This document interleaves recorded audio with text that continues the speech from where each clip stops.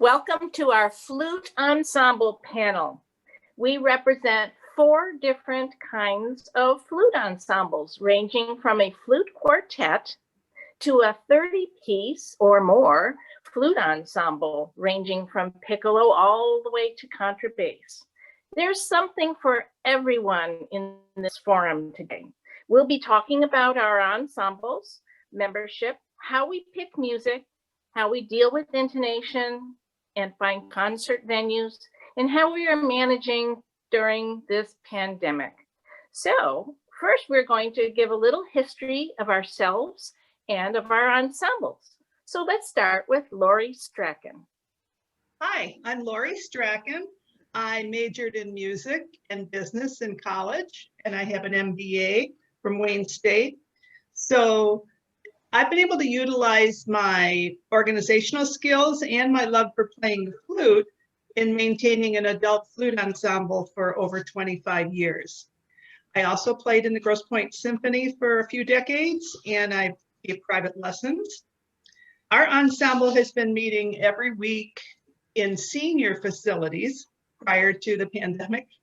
And so we had a schedule where we would meet at like a sunrise the first Thursday of the month, a different facility the second. So I send out emails weekly to let everybody know where we're going to meet, and then we all show up with our music stands. I bring a rolling backpack full of quartet music. Our ensemble often ranges from 4 to 10 people, so we give out different parts every time. Occasionally we play a concert, in which case we actually rehearse the music more seriously, but pretty much every one of our weekly get-togethers is a performance. We don't have any auditions. We welcome new flutists all the time. And in college, I participated in a nursing home ministry. So this has also allowed me to combine my love of music with an interest in working with the elderly. So this has been a great experience for us, and we've developed some really close friendships. I think 3 of us have been in the group for the full 25 years. Thank you, Laurie. Well, what a wonderful way to combine your experience in the business world with your love of music and sharing it with people in retirement homes and nursing communities. That's such a blessing to them. I forgot to introduce myself. I'm Deborah Rebeck Ash, and you'll hear a little bit more about me later. But let's go to Jackie Fornari now and hear about her ensemble. Hi, I'm Jackie Fornari. I'm the artistic director of DFG 2.0. I have a background in music, a bachelor's and a master's degree. I've played professionally with orchestras, and I quit for about 10 years, got back into playing flute when my daughter was born 20 years ago. I know that's a long time ago. And I've been really seriously into flute for the last 10 years. I discovered the Detroit Flute Guild about 7 years ago. At that point, it was called the Detroit Metropolitan Flute Ensemble. The name was changed when somebody introduced us as the Detroit Flute Guild, and Irv Monroe, who was the director at the time, loved that name, so it stuck. He actually retired 3 years ago, so that's where the 2.0 comes in. There were a few of us who wanted to continue the ensemble and the trend of playing music that was written by Mr. Monroe. So that's how we plan our programs. It always has to include one of his pieces. He's our great inspiration all the time. We're a small ensemble. We are self-conducted. We have all the flutes represented except for contrabass. So we're piccolo through bass flute. We play one on a part. And to audition for our group, all we ask is that you can play in tune, and you come in and you sit in a rehearsal with us, and we make sure that all the personalities and everything works out and goes together. We generally rehearse every week. Before the pandemic, we were rehearsing at St. Philip's in Rochester. We can no longer do that. So all summer we rehearsed on a member's deck or in their garage.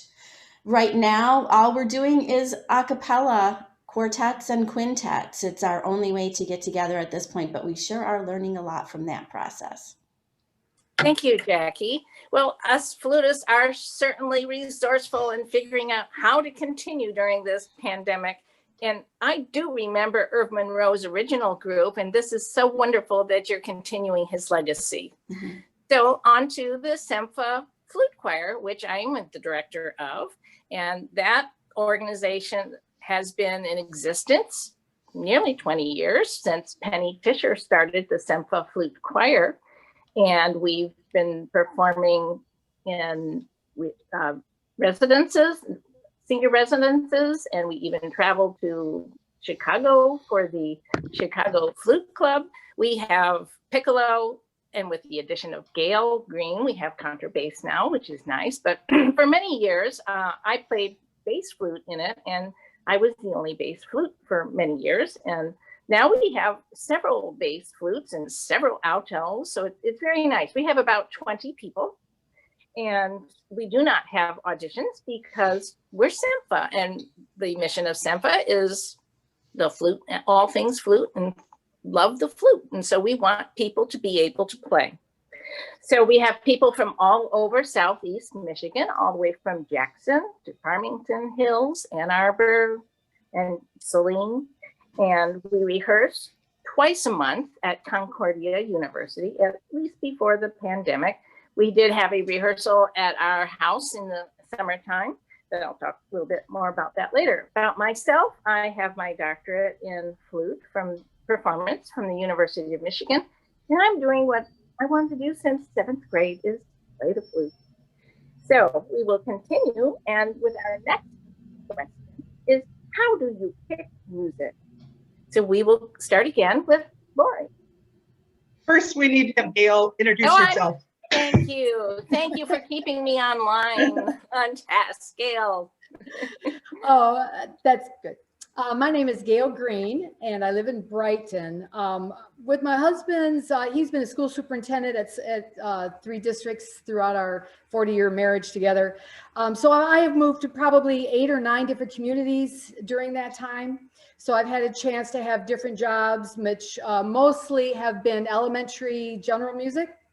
My degree is from Central Michigan with K-12 vocal and instrumental. So I've been the high school director, middle school, all of that, but I kind of settled into elementary. But I always had flute studios, and I always played in groups wherever we lived.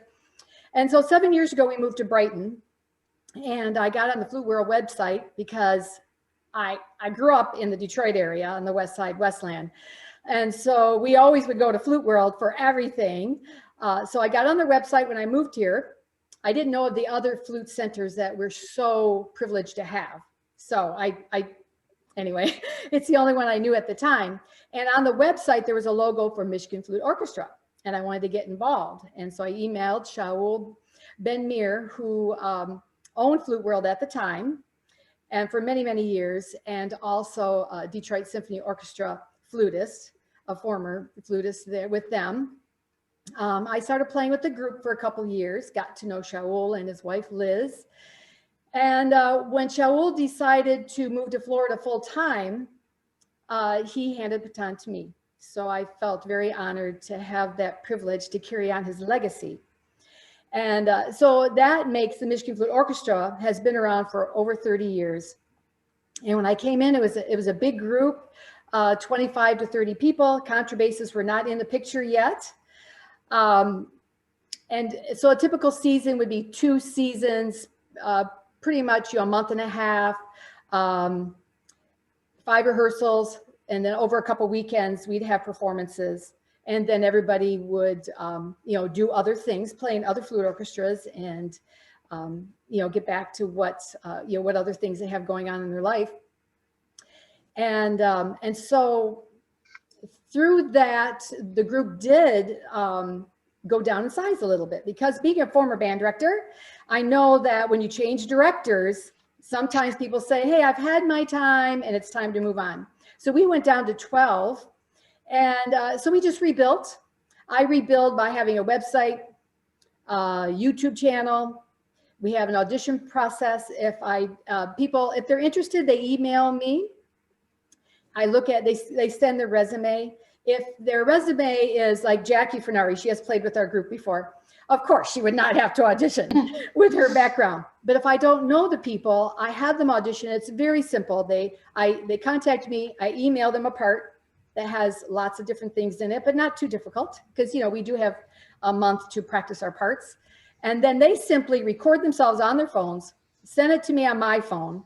I listen, and then I call them and I tell them either yes, that they have a good fit with our group, or perhaps I suggest other groups in the area that I think that they might fit a little bit better. So it's not like they have to come in person in front of a panel of people. I try to take the anxiety down, because I know what it's like to be new in several different groups for many years. So I try to take that down a little bit. So the past few years, since we have grown up to an average of 30 people with 2 contrabass flutes, we do have, we've spun off to have a flute each season. It's brand new. People can sign up to be into the chamber music. So it's a smaller group. With that group, we can go during the day, people that schedules fit a little bit better, and we could do musicales and luncheons and have a nice light performance that we do. And also we highlight at our concerts, beside the chamber group performing at our concerts now, along with the big orchestra, we also have a low flute choir that performs, because it's just wonderful to hear all the different voices.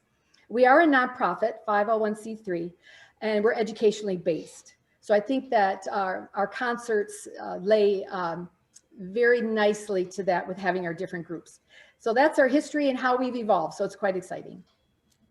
Thank you, Gail. I'm sorry I went right past you, but you have really had shoes to fill by filling in after Shaul, and you have raised to the occasion. It's been wonderful. And I might mention that you also have the flute library of Shaul Ben Mir, and he has done so much for the flute choir system and making all that music available. And that leads us right to the next question, which I already hinted at. How do you pick your music? Now, Laurie, we'll go ahead with you.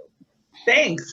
So one of my COVID projects was to organize all my music in my basement. And I think I've got about 4 feet worth of quartet music now on a shelf. So I've really accumulated a lot over 25 years. We don't actually play that much music that's specifically written for flute quartet. So we play a lot of classical music that's identifiable to people, you know, from orchestral music or organ music. So we purchase a lot of arrangements. They're not specifically written for the flute originally. One of my favorite arrangers is James Christensen. You might have seen his little Christmas books, Christmas carols and more Christmas carols, small little white and green books that look like they were written for marching band.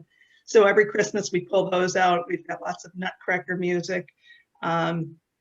So we've accumulated quite a bit. And sometimes we play for maybe more than 2 hours in an event where we're just background music. So we've got plenty of music to fill that kind of an event. One time we met at Flute World and we each pulled some music off the shelf, and then we sight read them in one of their practice rooms, you know, maybe a couple summers ago. We brought sack lunches and we ate outside in the parking lot afterwards. So that was a fun thing where we, you know, took some music. But otherwise, I pretty much go shopping. Flute World is one of my favorite destinations, and I might spend $150, you know, buying music and then mailing back what, you know, didn't work out for us. So for the most part, I've chosen most of the music myself, but occasionally other flutists, you know, make recommendations or purchase some things. Well, thank you, Laurie. I know some other flutists might have questions for you about how you use other music that isn't written particularly for flute. And that's wonderful that you're doing that. So, well, and they are actually flute quartets, but it's not music composed originally for the flute. So we only do flute quartets. Sorry. Transcriptions. There we go. And going to Flute World, they are such a wonderful resource. In fact, I went there last week, and because of COVID, I didn't want to go in their practice room. So I have a minivan, and I just took my flute and my pile of music to the minivan, and then tried it out and took the pile back in that I didn't want and left happy. That's such a great resource. We are a little spoiled, or are we not? Let's see who's next. Jackie, let's hear how you pick music. Well, like I alluded to before, since Irvin Monroe was the main person who started the ensemble, and he's a great flute ensemble arranger and writer. I mean, he creates his own pieces. We always have a piece of music by him, whether it's arranged by him or actually originally composed by him on our program. So then we have to make sure that everything fits the program around that piece. We base it on instrumentation, who's going to be at that recital, but we do play duets and trios and quartets. Also, because our name is F Flute Guild, we actually involve the other arts in our performances. Last Christmas, we did Helen's Backyard by Jonathan Cohen, and we actually had a dancer represent all the different areas of the backyard. So that was a really fun performance. And then this past October, we did a performance on the front steps of St. Philip's where we rehearse, and we partnered with a theater group who did a short play on what the pandemic is doing to fall of 2020. So that was really fun. We always try to perform music that is new and old. We've done things with extended techniques, with different harmonies, with different instrument combinations, but whatever we do, we want everything to be interesting. So we're going to put in things that people are going to recognize, as well as things that will really get you to think in different ways. So our whole goal in doing a performance is to get you to picture something that you would have never pictured while listening to a piece of music. Oh, Jackie, that's wonderful. And the way that you involve other arts too, that's very unique. Great idea. Okay, now I guess we hear about SEMFA Flute Choir, which I may not have mentioned that I became the director in January of 2020, and actually haven't directed in a concert yet because COVID canceled everything. But we picked out music. I have music in my library, and SEMFA has a library. I tried to pick out something that's a little challenging, a couple pieces, and then also things that the audiences will adore. And know some pop tunes like Beauty and the Beast or Can You Feel the Love Tonight? And then I also spend quite a bit of time making a map of where everybody's going to sit and what parts they're going to play, because I don't want everybody being stuck on one part the whole time. So we pass first round. Everybody gets a chance to play first. And I want to try to make sure we have more than one person on a part. So I try to have those people next to each other. It can be complicated, but it works. And we were poised to have some really fun concerts. Those are still on hold. And I did mention that we have a flute choir library, a SEMFA, that our former director, Chelsea Wiley, started curating. So we have some material, and we also can borrow some from Michigan Flute Orchestra, or I'm sure anybody else who would like to loan us some music. So now let's hear from Gail and how she picks music. It really depends on the commitments and size of my group for that season. Because sometimes we have a base of probably about 20 people that are the core that play in both our fall season and our spring season. And so it depends on our commitment and how the instrumentation is coming out, and also the venue and what the audience is, who they are. In the spring, we typically do a lighter concert with maybe some more familiar pieces, and they could be classical, they could be popular. So it's more intimate. It's out in our communities a little bit more in the suburbs. And they actually are sitting closer, and we can interact together as we teach them about the flute family and how unique it is. And the fall is a little bit more of a heavier music. I call it heavier, but I was trying to think of another word. I couldn't come up with anything. It's just a little more involved. And that is, a lot of work, but people are ready to settle in for the fall and dig into the music. And some of my favorite composers, Gail Kekkonen, which I'll tell you about her a little bit later, Valerie Coleman, Martin Milicharik, Daniel Dorff, Cecilia McDowell, Jonathan Cohen, Phyllis Lauk, Kathleen Main, and there's so many more that are composing some wonderful arrangements of pieces, but also original music made for flute choir, which is, so we have the best of both worlds. Shaul is world renowned for arranging for flute choir music, classical famous music. And we have, like Debbie had said, we have that in the library, which is a wonderful resource. So we have that plus new music that's out. It doesn't mean it's all crazy, but it's just made for flute choir specifically, which is really beautiful. Okay, thank you, Gail. Well, now we're going to delve into a little more complicated and personal question about intonation and turning people off. Before we start talking about it, though, one of my passions is intonation. And in order to have good intonation, number one, you have to play the flute. And number two, you have to understand and hear the pitches. And number three, you have to be able to play and blend with other people. A flute choir is no place for a diva. And so we will take that and go on with Laurie.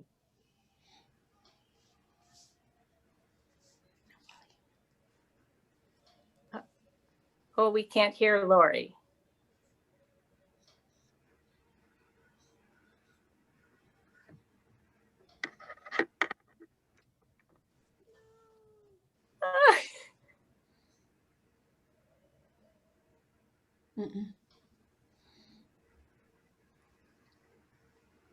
Well, we could stop and start again and next person.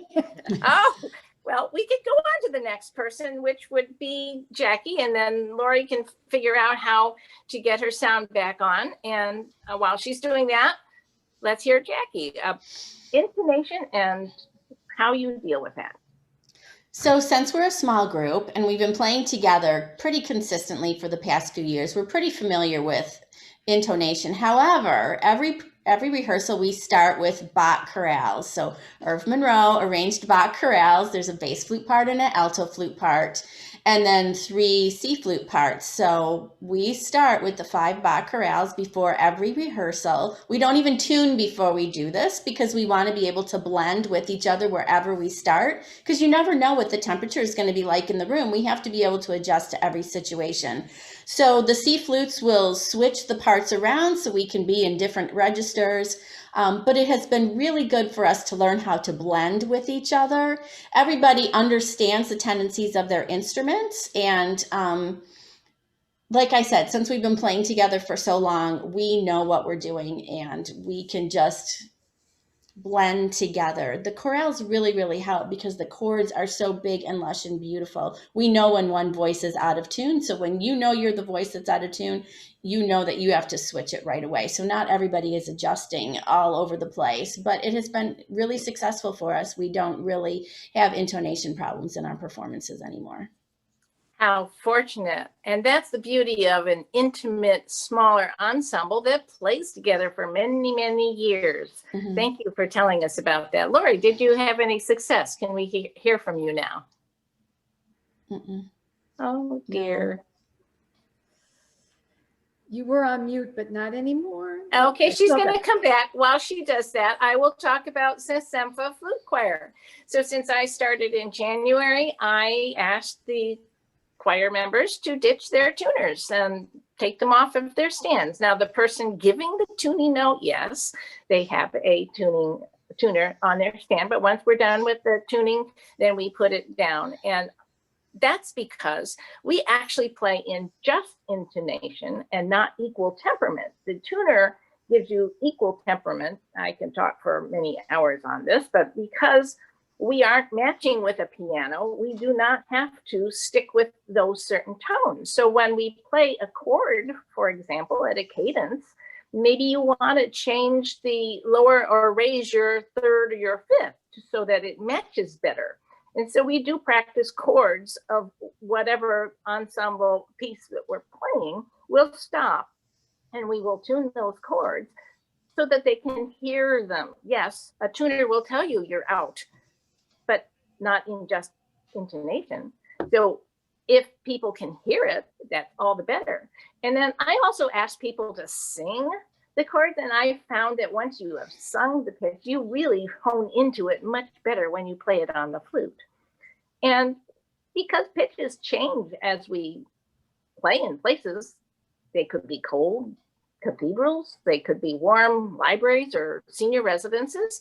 We need to be able to change pitch as we go along. So that's why I want people to listen and be able to adjust. So now let's give Laurie another chance, maybe third time's a charm. Hey, can you hear me now? Yes. All right. Well, each of our weekly meetings is actually a performance. So we don't stop to tune very often. But I am careful about how I place members on parts. So I have a couple members who've been in the group a long time, decades. I know they're going to play sharp in the upper register, so I don't put them on the top parts. Because if they can't hear that they're out of tune now, after playing for 30, 40 years, I don't think it's, it's not going to be easy to change that. So some people don't ever hit the first part for that reason.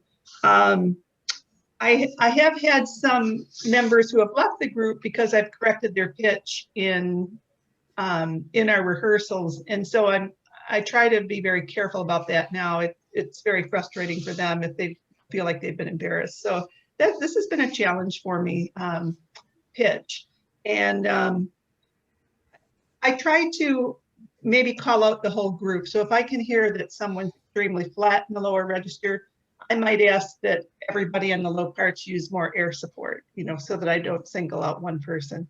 But this has been a frustration for me because I have had, maybe 3 or 4 people over the years not feel comfortable in the group because they didn't feel like they could play in tune. But I think, Laurie, you've mentioned previously to me that one time you invited some of those people over to your house to play duets. You want to talk about that just a little bit? Right. Yeah. In my teaching, I mostly taught junior high students, and I generally played along with the kids for most of their playing. And I would stop them and say, "Now, can you tell that we're not in tune? That's because you need to use more air support." So I have invited some of our members over so that we could play through some of their parts together or play duets and work on that pitch. And so that has been helpful now in the past couple of years in keeping people, because we really do want to have more members in the group. And that's a good solution. So thank you. All right. Now I am so confused. Gail, I think it's your turn, right? Yes. I really am enjoying the panel to learn myself. Things that we have let slip through the cracks or new ideas. I mean, I feel like I'm getting more out of this than maybe a lot of people, because I'm in the biz with with Laurie, Jackie, and Debbie. Okay, a little bit, since our group is big and I come from a sports family background and a marching band background, go Chips, sorry. To balance, I put people in teams. So C flutes wise, mainly it's the C flutes section because we might have 20, 23, 24 C flutes. So I put people in teams to balance out their levels. I do have a couple of team leaders. They're like the 2 top, and I kind of have 2 instead of just like 1. It's because in case somebody's absent or sick, they can fill in if they have a little solo or something like that. So with that, my people sit in the same place. They don't move. So if they have flute 1 for one part, I do circulate the different flute parts. That's because the teams are balanced on levels. And another reason why I like them in teams and they don't move around, they are together the whole season. Now, each season I might change it up depending on the outcome and how things went. But I really like them to be able to work together, blend together, and I think that just works out really well. I don't really have time to do a lot of individual intonation. Yes, we start out with the Bach chorales at the beginning of our season, but it was just 5 rehearsals and then bam, we have 2 or 3 performances. That kind of falls by the wayside. So a way I get around that is we'll have sectionals, and I'll tell the section leaders, can you work on this little part here and the end of this phrase, and fingerings, check fingerings. And so we might have a little sectional just one time for maybe 15, 20 minutes. And they can kind of, pick up on that. They can hear. They're very accomplished players. And then when we all come together, hopefully that will settle. And they're kind of in charge. They know at the beginning of the season, they're kind of in charge of helping their team. And so I think that helps to not single out anybody. If we are tuning, let's say the last note of our piece to kind of check, the harmonic structure, I do start from the bottom with the contras, and then we kind of work our way up that way. I might give a few suggestions from the podium, like, all right, stay relaxed, support. I might give a couple of things right off the podium, but I don't really single out anybody. And I think that has worked for us with being a big group. And that's just how I have done it. So it's been fun. Thanks, Gail. And I can attest from playing in with you that it really is fun. And when you get a lot of the same people coming back every year, it's like Jackie said, you just kind of know where you're supposed to be. I do. Oh, just one more thing. I do have some people that say, oh, I'll be in again, but I want to play with so-and-so because I love playing with so-and-so. So I do have that some teams are kind of set, which is wonderful. We play for years together. And I think you find that when you play next to somebody, you blend with them so nicely. And that's fun. That's part of what Jackie was talking about. Mm-hmm. Okay, so now we're going to go to our next question, which is, how do we schedule events, find places to play? And I'm going to add, what do we wear for our concert? So let's start with Laurie. Okay, well, our group mostly, our members come from St. Clair Shores and Grosse Pointe. So we mostly stick to the east side with our performances. And I try to take music now to places where there are already people there. So for instance, there are already people at the senior facilities where we go. We might, I might read about an activity in the newspaper put on by a nonprofit, and I might contact them and offer to provide some background music while people are coming in to their event. So I'm not asking to be, part of the main event, but, just offering our services.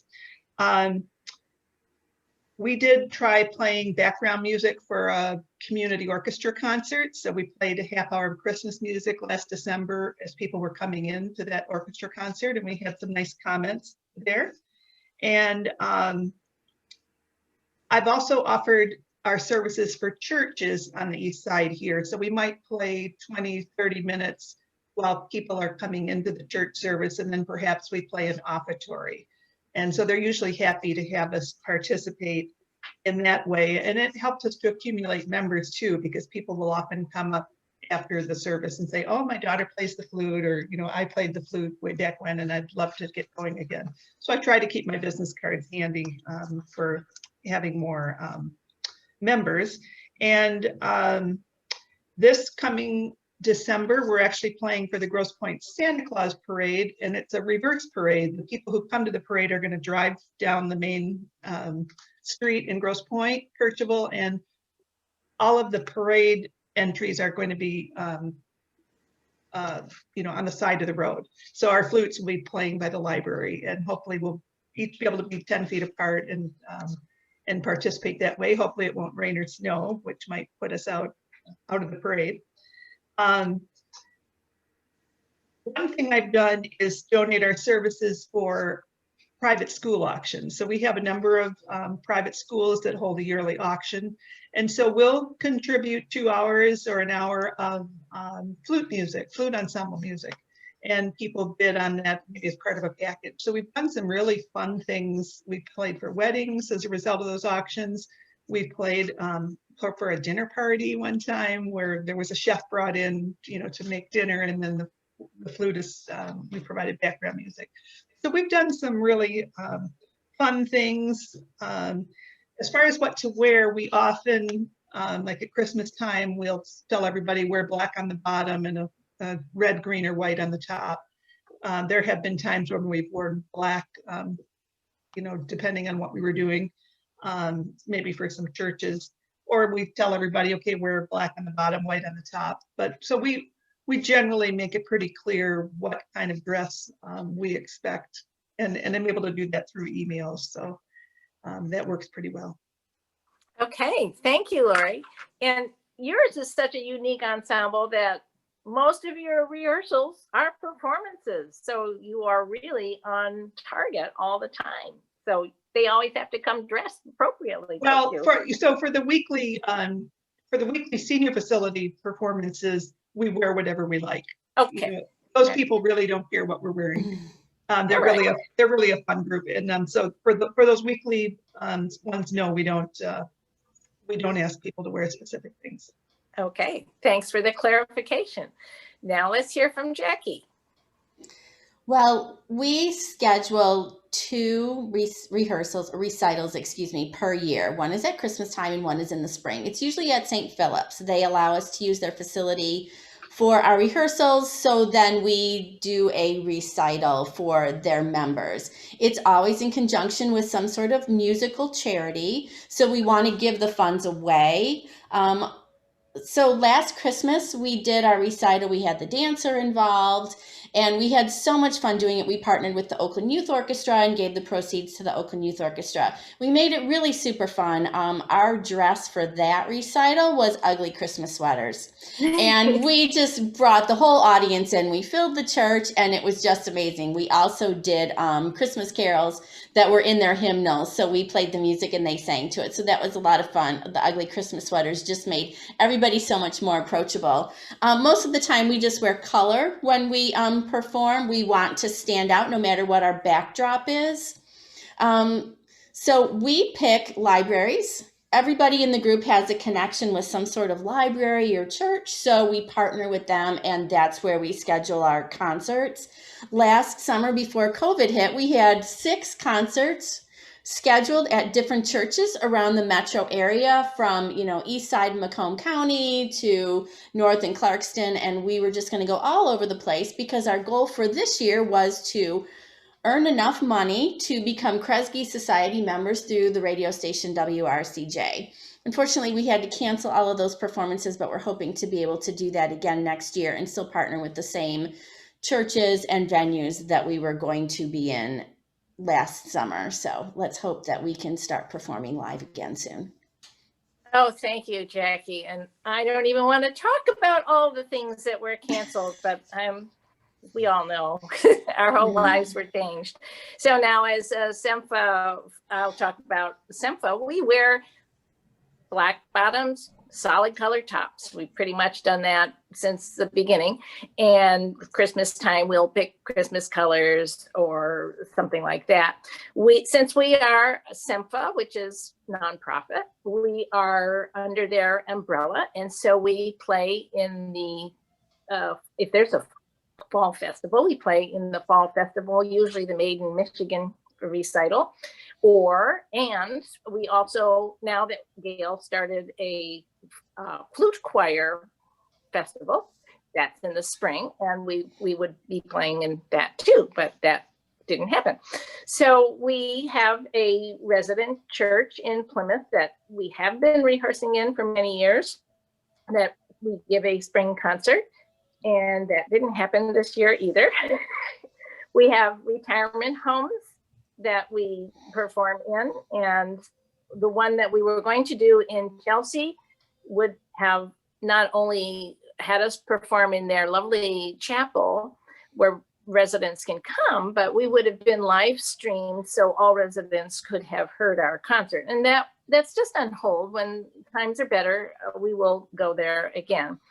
And we are a fixture at Greenmead Historical Village in Livonia. We will play there, and we tried to do it this year because it's outside.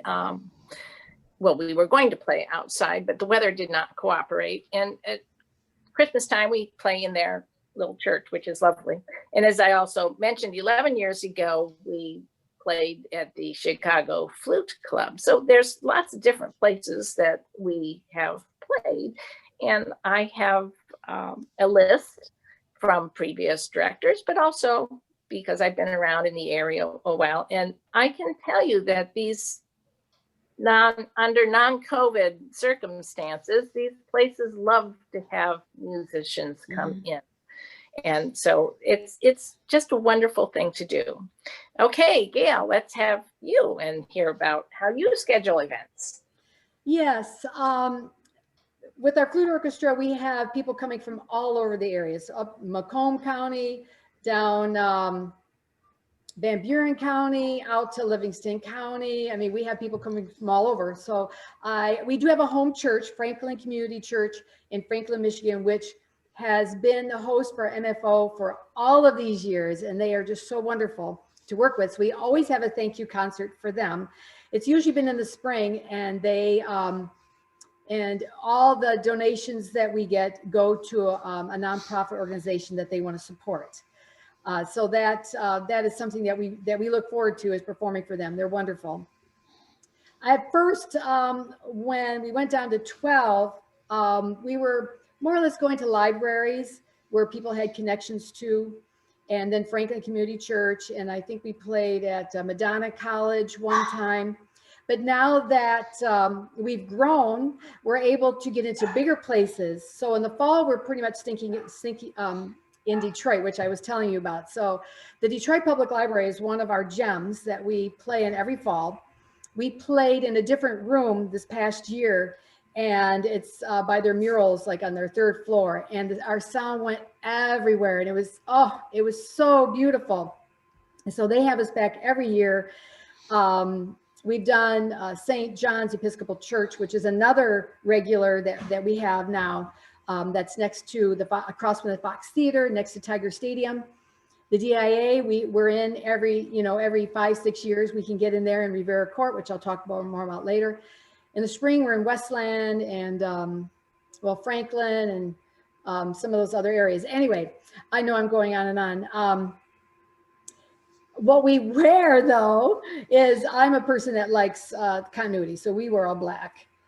When our chamber group goes out, then we kind of decide as a group what we'd like to wear. And so that's kind of our events and where we go.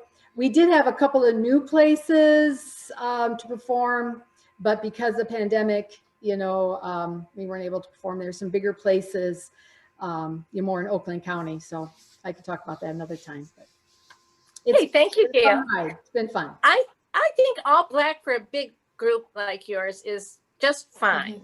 That really works. Now, I know 2 of us have some projects we want to talk about, and I'll go first and then Gail can mention hers. The SEMFA Flute Choir is participating in a consortium of 4 flute choirs who commissioned Amanda Harburg to transcribe her beautiful prayer, which you may have heard for C Flute, to flute choir. And we will get first dibs on performing it. We'll get our names in the music. It's kind of fun.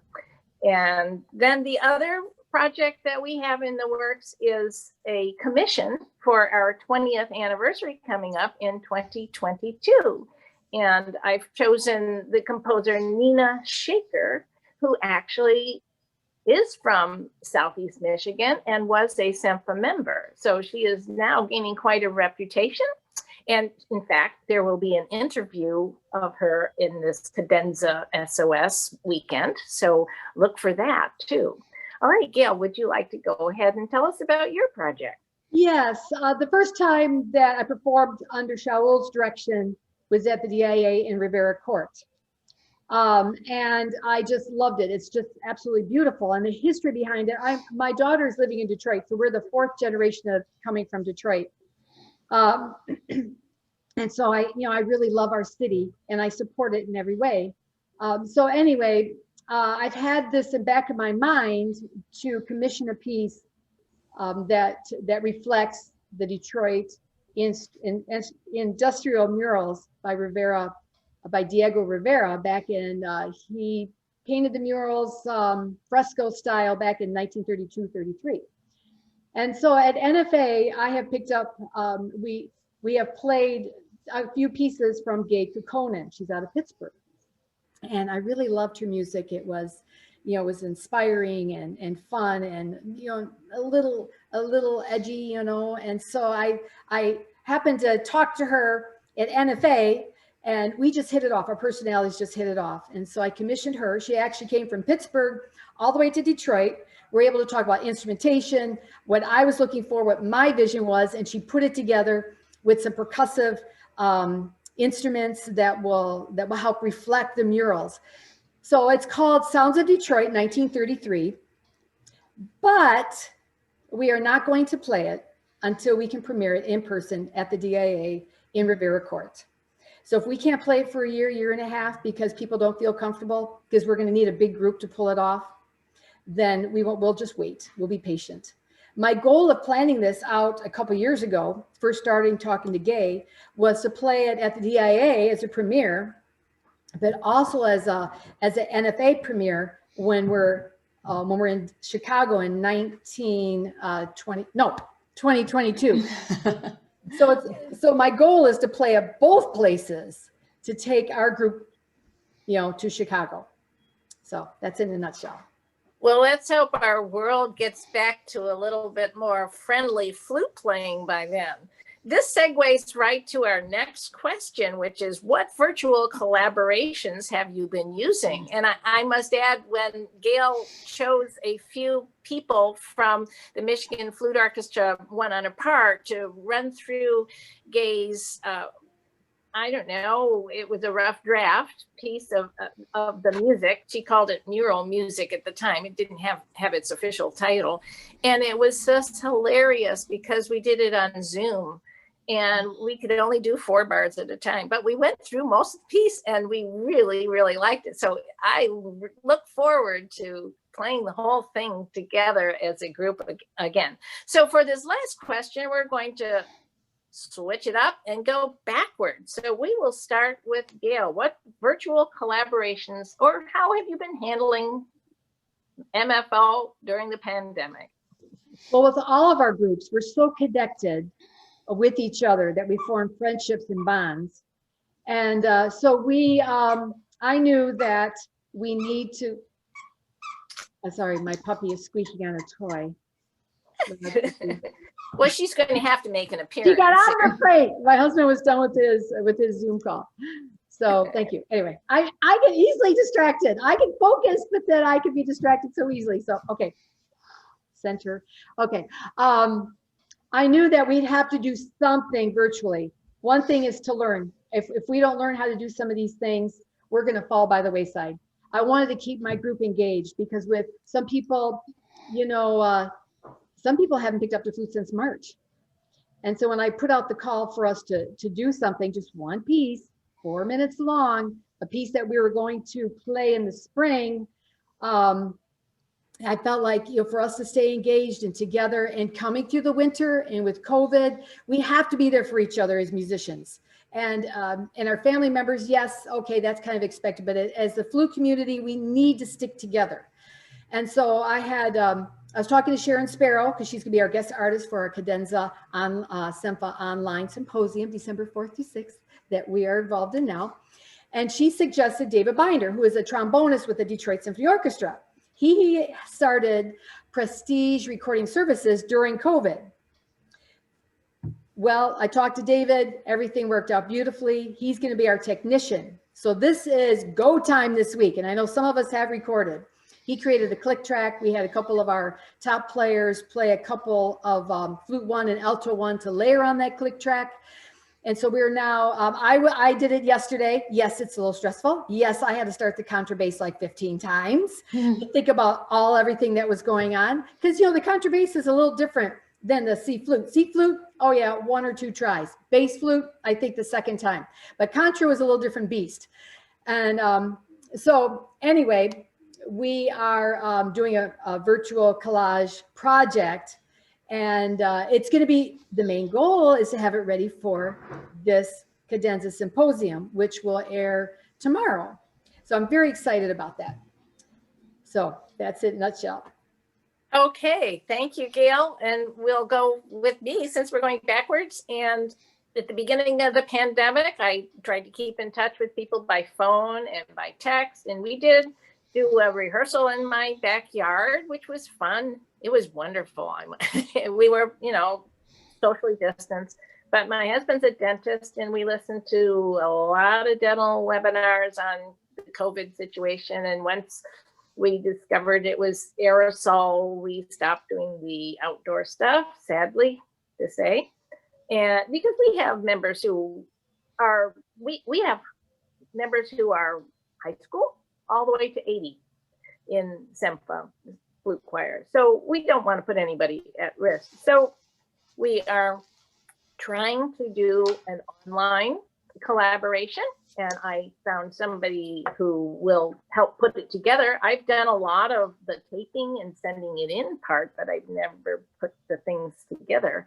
So we were going to try to do it for this symposium, but it'll happen later. And I'm going to take cue from Gail, and maybe we'll start a YouTube channel and go from there. I think if we don't, we will have a Facebook page soon, but that's all just part of playing music. So sad to say, it's been a struggle, and we're all looking forward to when we can get together again in person. Jackie, I know you've got some projects underway, so tell us about them. Yeah, since we're a small group, we're definitely able to use a cappella. The one drawback with a cappella is it is a consistent tempo all the way through. So we can't pick something that has tempo changes in it. So trying to find a piece that works consistently for the group has been a little bit of a challenge, but we did end up finding 2 pieces that we're in the process of recording right now for the Cadenza Symposium. So hopefully that's what we will be doing. We will be continuing on a cappella and doing Christmas pieces that we'll be recording. Not sure exactly where we're going to present them, but it's just a project to keep us together and to keep us playing with each other so our intonation stays good. A cappella is a whole different level for all of that, you know, with the bass and the alto flute. They speak a little bit slower, so they're really learning how to really anticipate. And with the C flutes, we don't always realize how we sound when we're playing by ourselves. So it's a great opportunity to be able to play and listen to everybody together without actually being in the same spot. So that's what we're doing. We're doing a cappella right now. And for those who don't know a cappella, could you explain the platforms that you use and how it gets put together briefly? Sure. Well, it's really easy. You do have to have an iPhone or an iPad. It works on some of the brand new Androids, but it's really better on iPhone. You have to have wired headphones in order to be able to do it. And if one person has the premium package, you can play up to 10 minutes. The premium package is only $47 a year. So only one member of the group has to have that, but everybody has to have the app downloaded on their phone. And that's basically how we've been doing it. It's how you set it up. You can't change the distance too much, but once the whole group has it all together, you can change the level of each part. So then we can balance it internally within the app. Okay, thank you for the explanation. If you have an iPhone or an iPad, you can do it. So that's encouraging. All right, Laurie, how about you? Well, at the beginning of COVID, so back around March, I was using Google Hangouts for work meetings.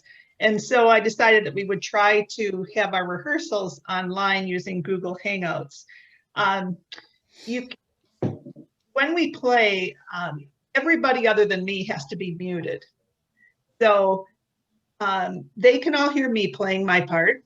I might be playing the first part, and then they can hear themselves and me, but I can't hear anyone else playing while I'm performing. There's a delay in how I would hear them playing. So I would be hearing everybody play a half beat behind.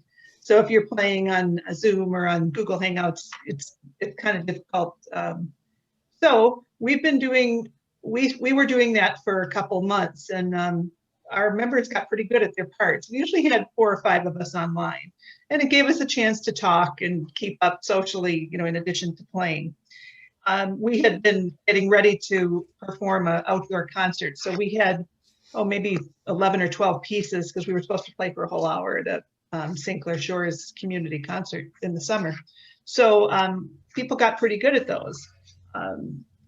But I don't have much experience with technology, so I wasn't much interested in trying to create an online presentation that we could go back and watch. we were just interested in playing together.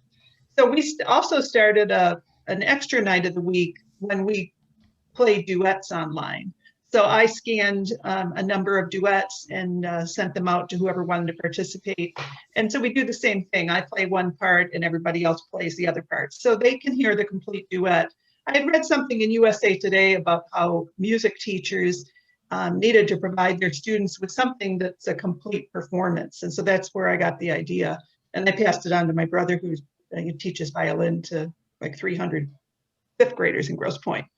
So I have a big family. I have 6 brothers, and they're all musicians, so a couple of them were school teachers. And so we have kept those duets going, and I sent out some Christmas duets, and now we're starting to play some of those. So for an hour a week, we've been playing duets, and I think it's satisfying, for the people who are hearing both parts. That's not me, but I do my best to keep a real steady tempo, so that I'm providing good leadership there. Once in a while, I'll ask one of the other members in our group to play the part, and then I mute. So then I get to hear what it's like from the other end.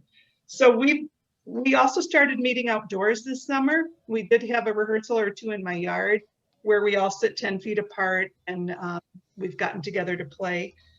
We played in a parking lot close by during the summer, and again, it was empty at that time of the day, and we were able to space out. We're hoping that 10 feet apart is okay. One of our flutists is actually working on sewing some covers for the flutes right now that I don't know if you've seen them.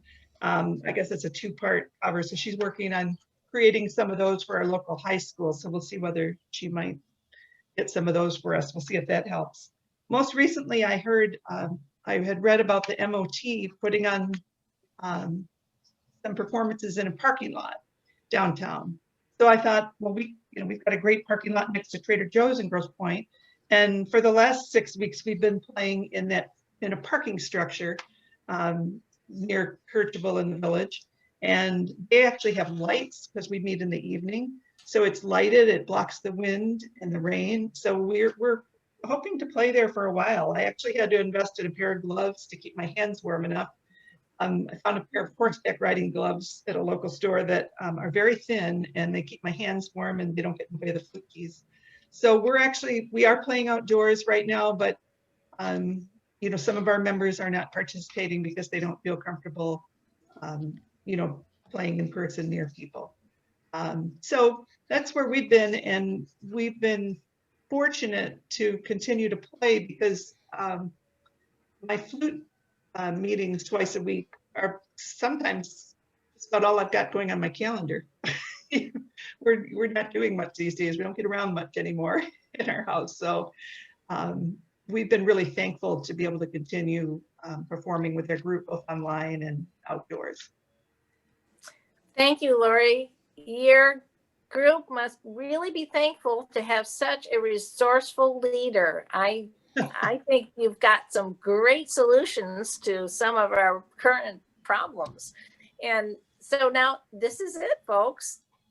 This is such a great spread of solutions to problems that we solve. We certainly have covered a lot of territory today in this panel.